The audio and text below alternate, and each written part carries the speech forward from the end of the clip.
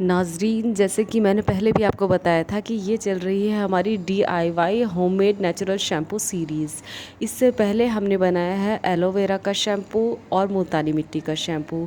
सबसे easy shampoo में सिर्फ 2 इंग्रेडिएंट हमारे मौजूद थे, जो था हमारा एलोवेरा का शैम्पू और दूसरा हमारा शैम्पू था मुल्तानी मिट्टी का शैम्पू। दोनों ही शैम्पू के लिंक मैं इस वीडियो के डिस्क्रिप्शन में आपको दे दूँगी। अगर आप चाहें तो उन वीडियो की लिंक पर विज़िट करके बाकी के 2 शैम्पूज़ भी जान सकते हैं। और आज हम बात करेंगे हमारे तीसरे शैम्पू की, जिसमें है हमारे 4 इंग्रेडिएंट। तो चलिए एक के बाद एक बात कर लेते हैं उन 4 इंग्रेडिएंट्स के बारे में, जो है हमारे पहला इंग्रेडिएंट है आंवला, दूसरा रीठा और तीसरा शिकाकाई। और जो हमारा चौथा इंग्रेडिएंट है वो है बहुत ईजी टू अवेलेबल वाटर। ये आंवला, रीठा, शिकाकाई इस शैम्पू के बेसिक इंग्रेडिएंट्स हैं। इसके अलावा इसको और बेहतर बनाने के लिए हम और इंग्रेडिएंट भी इसमें ऐड कर लेते हैं, लेकिन पहले बेसिक इंग्रेडिएंट के साथ हम कैसे एक शैम्पू बना सकते हैं उसके बारे में हम जानें। ये तीनों ही हर्ब्स आंवला, रीठा, शिकाकाई आपको पाउडर्ड फॉर्म में भी मिल जाएगा और नट्स की फॉर्म में मिल जाएगा। अगर आप नट्स की फॉर्म में इनको लेते हैं तो पहले इन तीनों के सीड्स निकाल कर और धूप में इनको थोड़ी देर के लिए, इतने टाइम के लिए आप इनको सुखा लें कि इनके अंदर जो हल्का बहुत मॉइस्चर हो वो दूर हो जाए और एकदम ये जो है एकदम कुरकुरी फॉर्म में जब आप इनको धूप में सुखा लोगे तो ये एकदम ड्राई फॉर्म में आपको मिल जाएंगे। और इनको पाउडर्ड फॉर्म में कन्वर्ट करके पहले आप इन तीनों का मिक्सअप पाउडर तैयार कर लीजिए। इसके लिए मिक्सर का अगर आप यूज़ कर रहे हो तो मिक्सर में इनको ग्राइंड करने के बाद एक बार किसी मलमल के दुपट्टे में आप इसको छान लीजिए, जिससे आपको बिल्कुल बारीक पाउडर मिलकर तैयार हो जाए।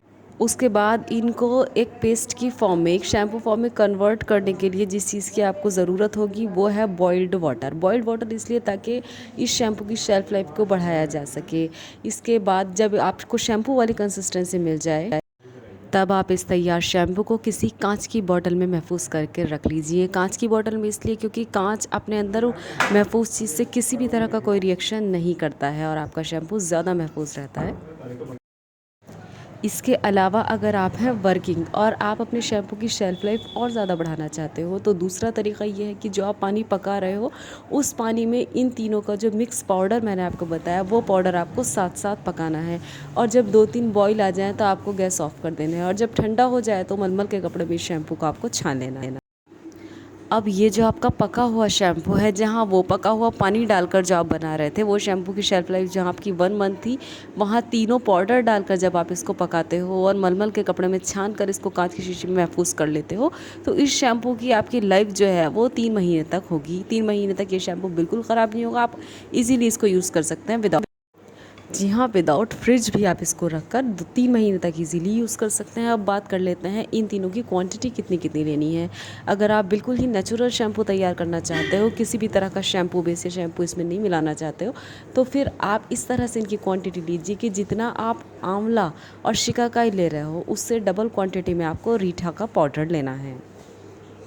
क्योंकि रीठा जहाँ हमारे बालों को एक ताकत बख्शता है, वहीं पर ये एक नेचुरल सोप है, एक नेचुरल शैम्पू है जो हमारे बालों से ऑयल निकालने का काम करता है। वरना होममेड शैम्पू में होता ये है कि ऑयल नहीं निकल पाता है। लेकिन अगर आप रीठा पाउडर की क्वांटिटी शिकाकाई और आंवला पाउडर की क्वांटिटी से ज़्यादा रखते हो तब ये आपके बालों का जो ऑयल है वो ज़रूर रिमूव करेगा। अलबत्ता झाग आपको भले ही नज़र ना आए, लेकिन एक जो होता है सिल्कीनेस सूखने के बाद आपको ज़रूर नज़र और आपके बालों की जो डर्ट है, इम्प्योरिटी है, पूरा वो काम जो बाहरी शैम्पू करता है वही आपका ये होममेड शैम्पू भी करेगा।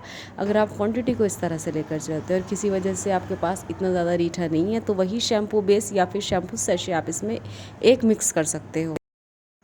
मिसाल के तौर पर अगर आपने तीनों पाउडर की क्वांटिटी सेम ली है तो फिर एक शैम्पू का सैशे इसमें झाग पैदा करने के लिए और ऑयल रिमूव करने के लिए काफ़ी है। और ये इतना कम क्वांटिटी में अगर आप लोगे तो ये नुकसान भी आपके बालों को कुछ नहीं देगा। शैम्पू बेस अगर आप मिला रहे हो तो 2 टेबल स्पून शैम्पू बेस इसमें झाग पैदा करने के लिए ये तो था नाज़रीन हमारा बेसिक शैम्पू जो आपके बालों की हर तरह की रिक्वायरमेंट को पूरा कर देने के लिए काफ़ी है। लेकिन अब कुछ ऐसी चीज़ों को जान लेते हैं जो भी ईज़िली अवेलेबल होती हैं, और अगर आप पकते टाइम शैम्पू में ये भी डाल दें तो ये शैम्पू और ज़्यादा बेहतरीन हो जाएगा। जिनमें है पानी के पकते टाइम आप इसमें डाल सकते हैं नीम के पत्ते या फिर करी पत्ता, जो भी दोनों में से अवेलेबल हो या दोनों हो तो दोनों ही। इसके अलावा 2 टेबल स्पून मेथी दाने का पाउडर अगर आप इसमें डाल दें तो ये आपकी शैम्पू की क्वालिटी को और ज़्यादा बढ़ा देगा और आपकी हेयर ग्रोथ को दुगना कर देगा। और ये सब चीज़ें ऑप्शनल है। बेसिक शैम्पू मैं आपको फर्स्ट नंबर पे बता चुकी हूँ। ये सिर्फ आपके शैम्पू की क्वालिटी और आपके बालों की ग्रोथ के लिए भी। और इस शैम्पू को यूज़ करने का तरीका बिल्कुल वैसे ही है जैसे आप मार्केट वाला शैम्पू यूज़ करते हैं। इसके लिए आपको पहले से भी इसको लगाने की बिल्कुल ज़रूरत नहीं है।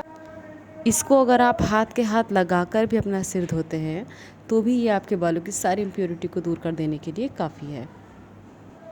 और अब नंबर आता है ये जान लेने का कि इस शैम्पू से हमारे बालों को क्या क्या फ़ायदा मिलने वाला है। आंवला, रीठा, शिकाकाई और अगर हम इसमें नीम के पत्ते, करी पत्ता, मेथी दाना ऐड कर लेते हैं तो अलग अलग इन सब चीज़ों का हमारे बालों के लिए क्या क्या फ़ायदे हैं।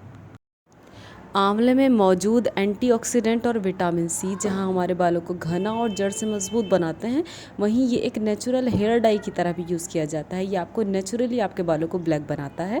इसके शैम्पू का जब आप कुछ ही दिनों इस्तेमाल करेंगे तो आप पाएंगे कि आपके जो हेयर्स हैं वो पहले से ज़्यादा डार्कर हैं, और अगर वाइट हेयर्स हैं तो भी एक नेचुरल हेयर डाई की तरह आपके लिए काम करेगा।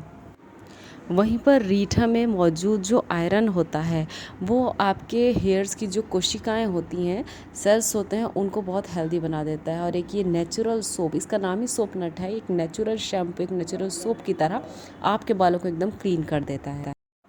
इसके बाद शिकाकाई जो है वो जहाँ आपकी डेड सेल्स, मृत कोशिकाएं या आपके हेयर्स एकदम डैमेज हो चुके हैं तो डैमेज हेयर को रिकवर करने का काम करता है और आपकी हेयर की जो ग्रोथ है उसको बहुत ज़्यादा इम्प्रूव करता है। और इन तीनों को मिलाकर जो आप शैम्पू तैयार करते हो तो तीनों के फ़ायदे हमारे हेयर को मिलना शुरू हो जाते हैं। और नीम के पत्ते, करी पत्ता अगर आप इनमें मिला लेते हो तो इन दोनों के एंटीऑक्सीडेंट और एंटी फंगल फ़ायदे भी आपके बालों को मिलने शुरू हो जाते हैं। तो ये था नाजरीन इस होममेड शैम्पू के फ़ायदों का छोटा सा इंट्रो।